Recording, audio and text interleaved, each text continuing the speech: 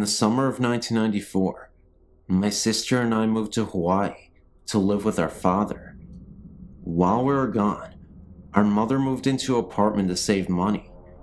Right away, strange things started to happen. Her two cats would never enter the bedroom of the apartment, choosing instead to sleep in the living room. They would claw and bite if you tried to carry them in there, and then run quickly away. Mom only spent one night in the room, and then opted for the living room as well. She didn't see anything, but felt as if there was someone watching her, or that someone was in the room. A few weeks later, she returned home from work to find her disposable razor disassembled on the bathroom counter. Even the twin blades were removed, and the whole apparatus was laid out in a straight row. The next night, my cousin, Stacy, and her husband, Mitch, went to stay over at my mom's with her. They were in from out of town, not going over to ease her fears. She wasn't scared yet. The two of them argued with Mom over sleeping arrangements, and she assured them that they never slept in the bedroom anyway. That night, my mother woke to hear Stacy and Mitch screaming in terror. Mom ran into the room to find Mitch trying to pull Stacy off the bed. She was screaming to get her off the bed, so Mom started pulling too. Once they got her to the floor, Stacy said that it felt like someone was sitting on top of her, and she couldn't breathe. And while it was going on, she said she could see a teenage boy in the corner, laughing uncontrollably. The three of them decided to drive to my grandma's to spend the night. Fast forward to Christmas break, when my sister and I came home to visit. Our first afternoon at the apartment, we heard a loud crash from the bathroom. All people and animals in the house were accounted for in the living room, so we went to check it out. Everything from the cabinet under the sink was out on the bathroom floor. It wasn't all tipped over, however. It was lined up in a straight row. After that, Mom told my sister and I about all the strange things that had occurred. My sister and I were thrilled, thought it was really cool. Mom said that we were more than welcome to sleep in the bedroom if we wanted to, so we did. Early the next morning, I woke up and thought I saw someone standing in the walk-in closet. The sun was just starting to come up, and I thought for sure it was my sister playing a trick on me. When I looked over in bed, she wasn't there. Instead, there was a guy, maybe teens or early 20s, with shaggy black hair and no face, in bed with me. He reached out for me, and I literally wet my pants, running into the living room. I woke my mom and sister, who had moved during the night, said she had the creeps, and attempted to tell them what happened. Mom told us to get our stuff, and we left. Later that afternoon, I recited the story to Stacy, and she said the guy I described was the one she saw laughing at her. Mom went to the leasing office a week later and asked to be moved to another apartment. All the leasing agent had to say was that no one had lived in that apartment longer than 4 months.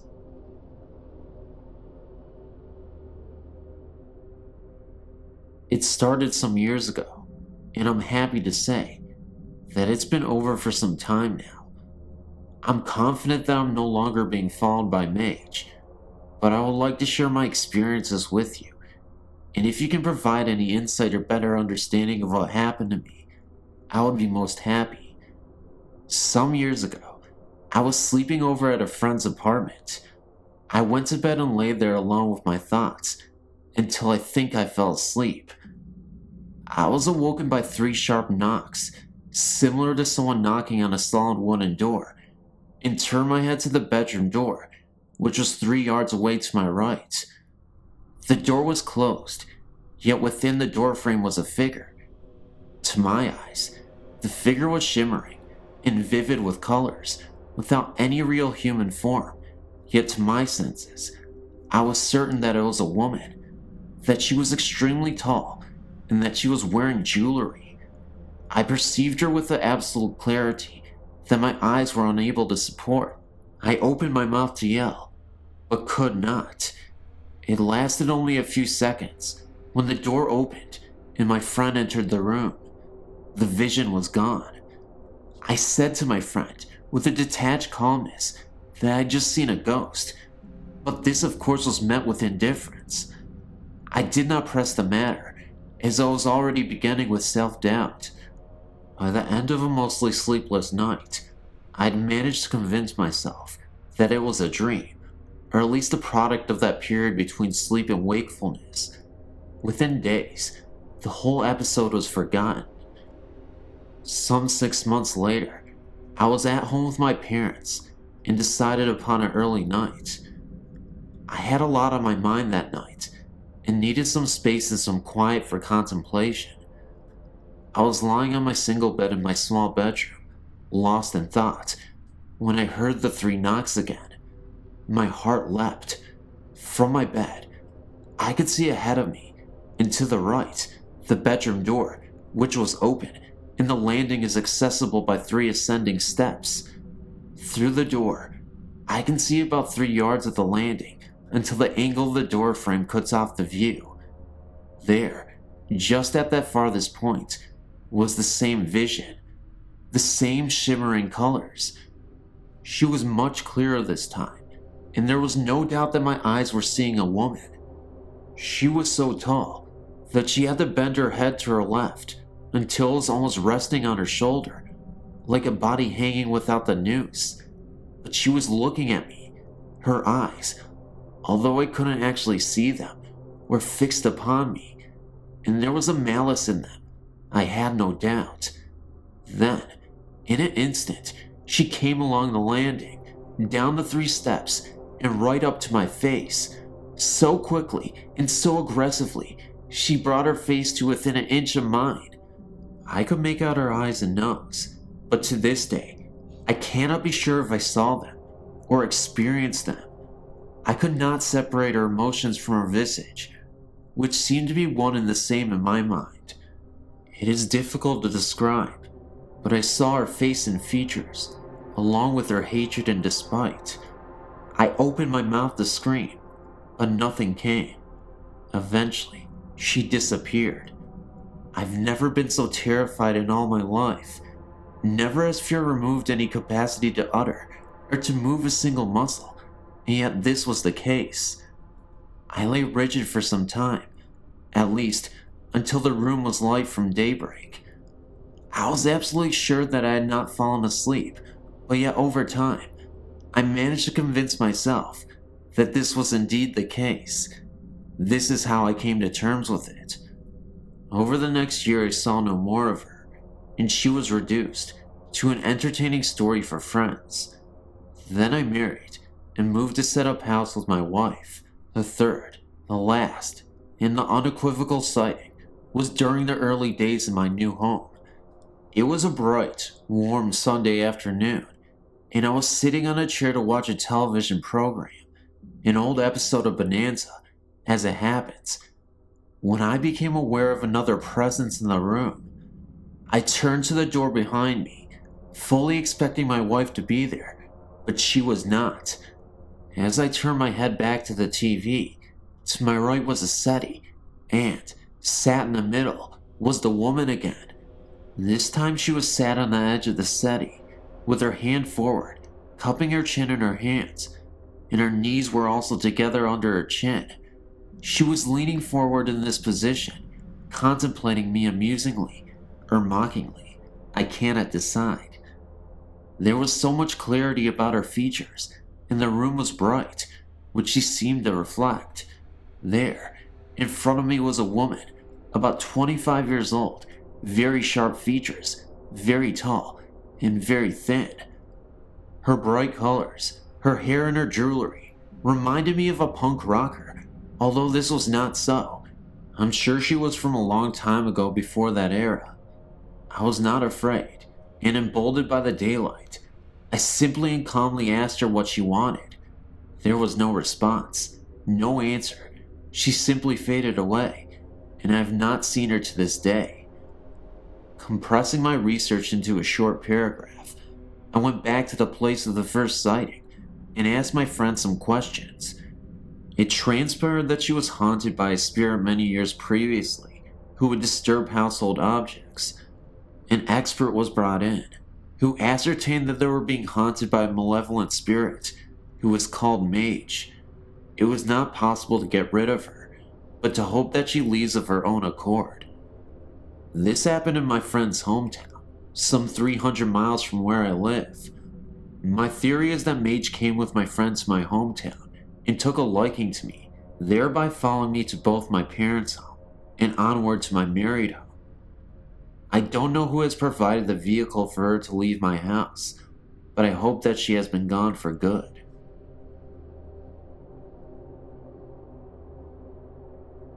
When I was in my early 20s, a friend and I decided to rent a house together. We found a lovely old house near the Mississippi River, and I was immediately drawn to it. After we moved in, we both began to notice banging on the walls and lights blowing out constantly. The lights we attributed to bad wiring, and the banging, I truly believed, was my friend, and she truly believed it was me. The layout of the house was one we had never seen before. There was a hallway that led from the front living area to the back bedroom areas that was at an odd, slanted angle. I always felt uncomfortable going down this hallway and found myself going around by way of the kitchen. After months, my friend and I decided to take in a third roommate to help with expenses. During the next month or so, after this third roommate moved in, we noticed an increase in frequency to the noises, banging, and lights going out. We also began to notice that every month, and this is really weird, right around the time that all three of us began our menstrual cycles, a very large stain began to appear in the middle of our living room floor. We tried constant shampooing, but it would always reappear immediately. Then after our cycles were finished, the stain would disappear on its own, only to reappear the next month. Our third roommate then became very withdrawn after only a short time of being in the house. She began to go directly to her bedroom and never came out except to go to work. Her personality has also changed drastically. She went from being very funny and outgoing to a complete loner. She would also say very inappropriate, weird things to us. We had known this girl for some time, and her behavior was quite unsettling. She finally told us that she was not comfortable in this house and was moving out, and she did so that very day. Shortly after she moved out, the banging noise began in earnest, and we started noticing our things being rearranged. We began to laughingly and nervously admit to each other that something was not right in this house. However, neither one of us felt threatened by any kind of the weird happenings, and in fact, I personally actually felt almost protected by it. We started to call our ghost George, and would talk to him whenever the banging would begin. We were trying to watch something on TV, and George would start banging or knocking. We would say, "Please, George, not right now. We're trying to see this." And he would actually stop, at least until the show was over. Unfortunately, no matter how much we begged him to stop putting the stain on the floor every month, that never ended. In fact, it got bigger and darker the longer we lived there. One kind of amusing episode happened to us one memorable evening. I decided to let my boyfriend at the time stay overnight with me, although I usually didn't do this. Just as we were dozing off, a very loud bang sounded, coming from the hallway. My boyfriend sat up and asked, "What the heck was that?" Immediately, a knocking began at the far end of the hall and rushed towards my room very fast, knocking louder and louder the closer it came. My boyfriend said, "That has to be your roommate being funny." I just laughed and tried to explain about our ghost, and that I thought he might be angry that I had a male friend overnight. He said that was bull and got up to investigate. Just as he came to the hallway, the knocking began again, all around him. Needless to say, my brave 6'4" boyfriend ran straight out the front door and never came back in the house. Anyway, after a few years, my roommate and I decided we were going to move to a cheaper apartment, closer to where we worked. As soon as we started packing, the noises and especially the lights going out, began to get really bad. I was even starting to get a little frightened. One day, as we were finishing up packing, we decided to go check in the basement and see if we had anything left down there. While we were down there, we decided to go in the old fruit cellar, since neither one of us had actually looked in it. We found some old fishing equipment. We also found an old shirt box that was sealed with tape and felt kinda heavy, so we brought it upstairs and opened it up.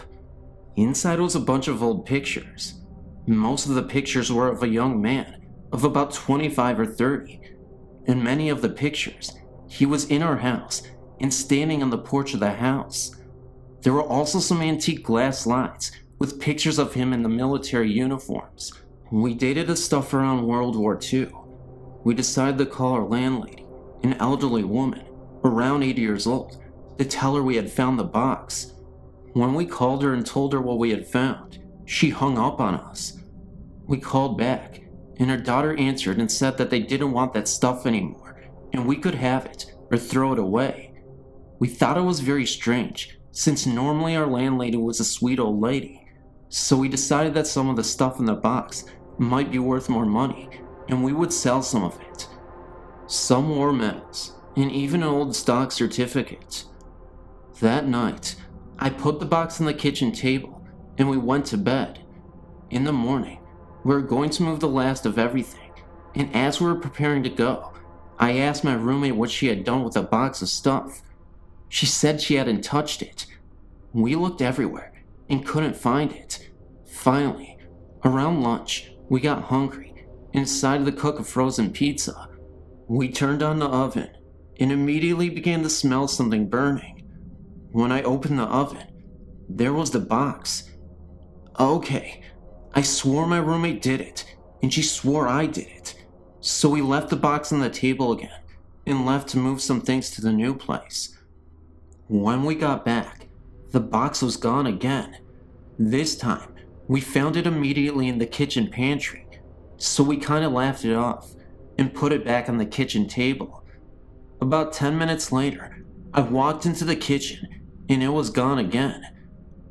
I decided the heck with it and decided to just go finish the bedroom closet I had just minutes before been working on.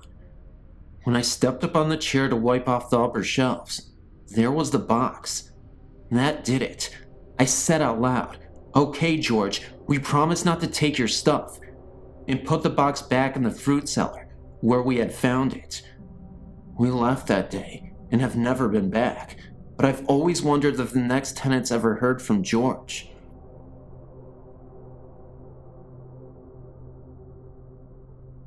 I've worked for a domestic violence shelter for approximately 7 years.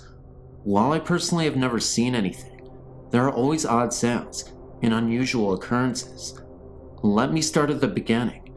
The house is 2-story with an attic and a basement and over 100 years old. I really don't know much else about its history.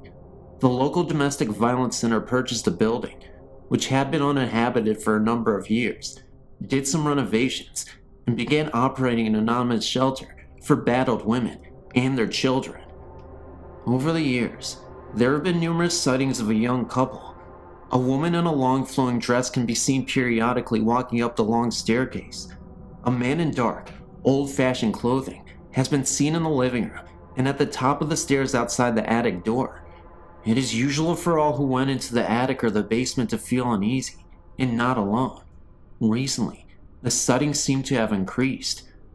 A church group came over to the holidays to sing Christmas carols to the residents, and a young boy pointed to the ceiling and said, "Look, there's an angel." The only thing seen by the others in the room was a hazy, grayish fog that wasn't in any particular shape. A few months later, one of the employees' daughter was in the living room, alone, working on a school project, and looked up to see a gray, transparent figure looming in the doorway. She screamed, and her mother raced in to see the figure moving slowly upstairs. It was as if the ghost was checking in, and didn't mean to frighten the young girl. Perhaps the most interesting aspect of this haunting is that the couple together, fitting the same descriptions of the man and the woman seen in places of the house, have been seen in one bedroom upstairs.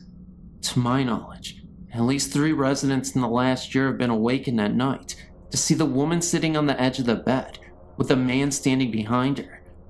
The couple has been described as comforting and reassuring to those who have seen them in this manner.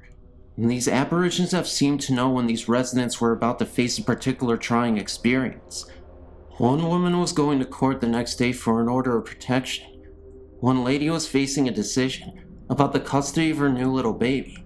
And one woman was about to embark on the dangerous underground trying to change her identity in order to hide from the husband who tried to kill her. All 3 of these women felt as though the ghosts were trying to tell them that everything was going to be alright, and, as it turns out, the dire situations facing each of these women worked out in their favor. I personally find their presence reassuring as well.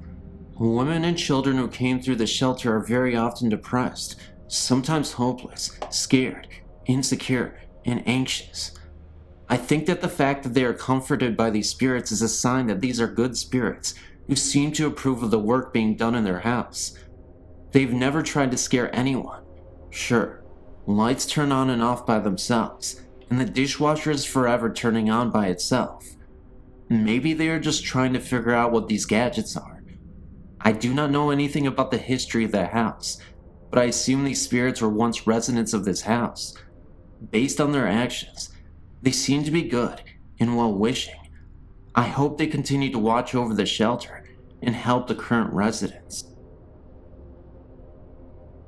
Hey Phantoms, I'm finally back with another narration after being gone for what seems like a millennium.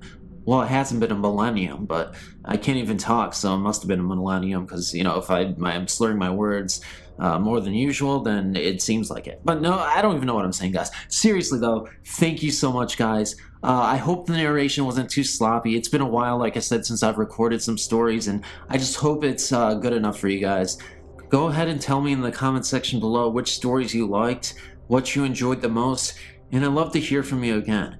It's been a great time actually reading these stories, and I'm glad to be getting back into things. And I'm glad and I'm sorry that you've waited so long for these stories to get out. But guys, they're here. Share, like, comment, and subscribe. I'm definitely going to need some shares because I've been waiting so long to put out content for you guys that the algorithm probably kicked me in the booty. So anyway, guys, I gotta go. Love you, and I'll see you in the next video. Bye-bye.